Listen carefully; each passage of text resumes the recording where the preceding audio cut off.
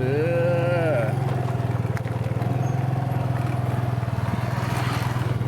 อพี่น้องๆเนาะFC ภายในหรือต่างประเทศวันนี้ล่ะเป็นภาพบรรยากาศยามแรงเนาะราว3-4 โมงแรงทางพอบ้านพะเลาะจะได้ไปพูดว่าไปเก็บภาพบรรยากาศเก็บภาพบรรยากาศละมันมีสาวสวนเนาะครอบครัวหนึ่งเนาะเพื่อนสร้างไรครับแต่ละปีเนาะเพื่อนปลูกมักนั่นว่าแตงโมพักต่างๆนะเป็นอะไรที่ครบเพื่อนหรือบ่ครบเนาะเปิดเบื้องพร้อมกันเลยเนาะ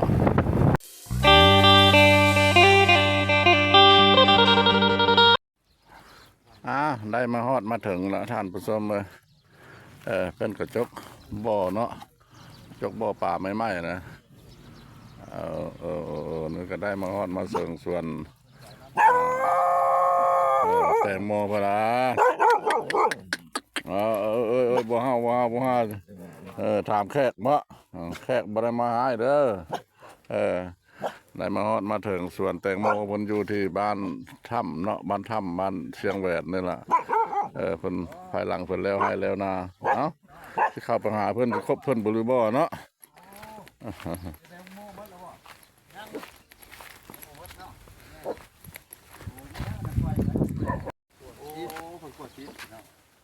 สบายดีกินง่ายหมดโอ้ปลูกมาปีเนาะปีนี้เนาะแม่นโอ้ยังบ่ได้เอาง่ายป่ะเนี่ยยังเลยโอ้กักแล้วง่ายโตเลยกินอย่างกระแซบเอา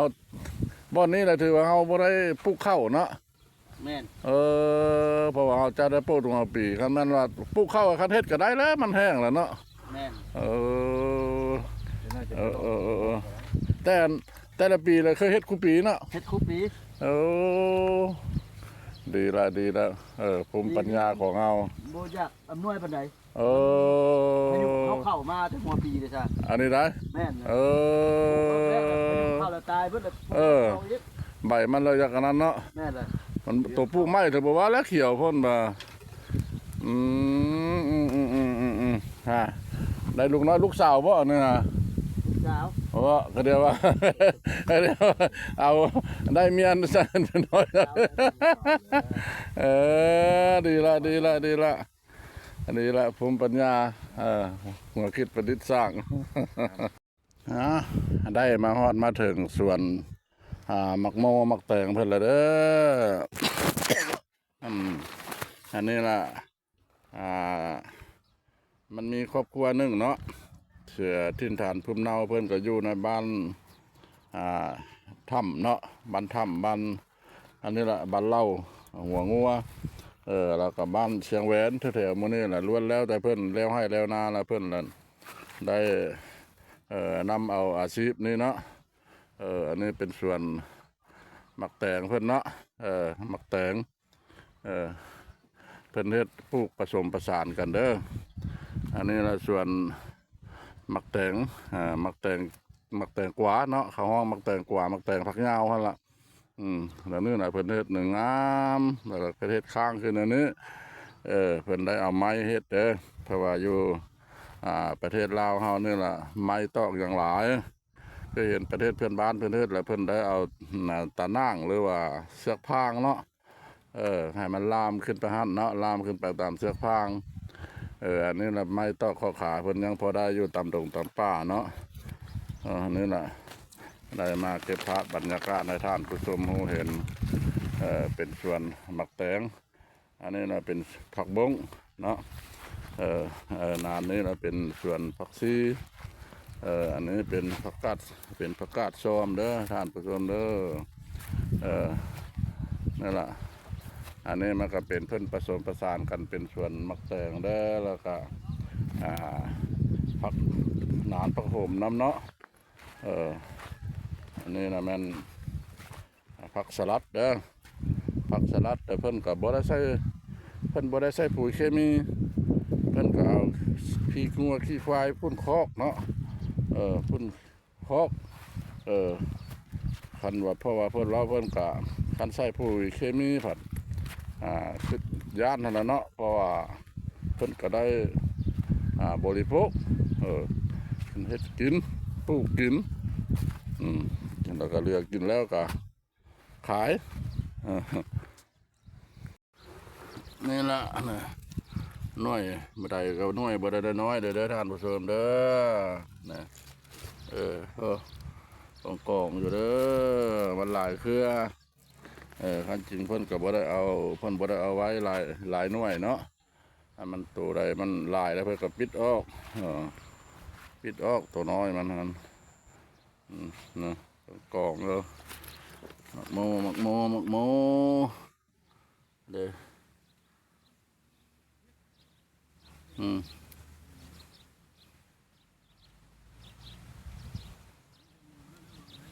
ักโมอันนี้เราวิธีเพิ่นเด้อนะเพิ่นเพิ่มน้ำมาแต่ห้วยตะหนองพุ่นเนาะเพิ่นเอามาดูโอ้มีวัดป่าพอเพิ่นปล่อยป่าซะในทึกละเดี๋ยวในท่านผู้ชมนะเพิ่นซื้อเอาพันธุ์ป่าแล้วเนาะปลาเข่งเนาะซื้อเอาปลาเข่งมาเอามาปล่อยซะนี่เพื่อเอาเก็บกู้หมักโมนี่หมดเลยเพิ่นก็แล้วก็เอาปลาเนี่ยขึ้นมาบริโภคเนาะเอาขึ้นมากินเพิ่นเอาแบบนี้เฮ็ดแบบนี้เพิ่นเอาผ้ายางเนาะเพิ่นเอาผ้ายางมาแล้วก็ซักลักเอาปูทั้งคืนมันแล้วก็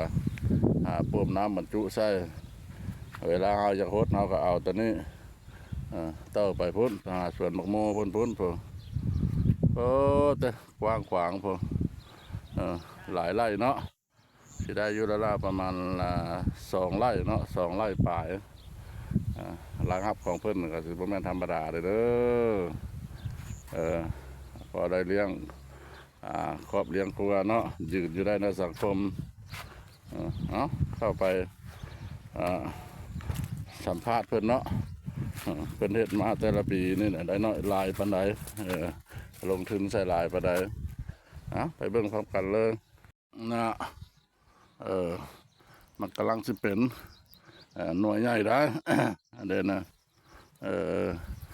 กำลังจะเริ่มมันได้เก็บกู้เนาะ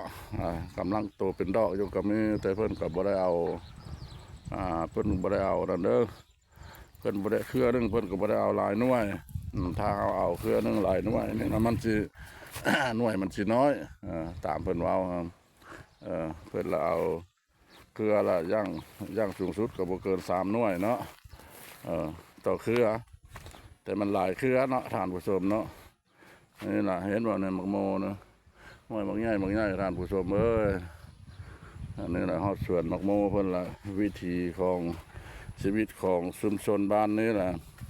แล้วให้แล้วนาแล้วเพิ่นปลูกหมักโมขายรายรับเพิ่นก็ได้สูงอยู่ได้ปีหนึ่งในเฉลี่ยแล้วก็หันทุนมันก็มีอย่างเนาะท่านผู้ชมเนาะมีแต่ไปซื้อเมล็ดพันธุ์มันหั่นซื้อ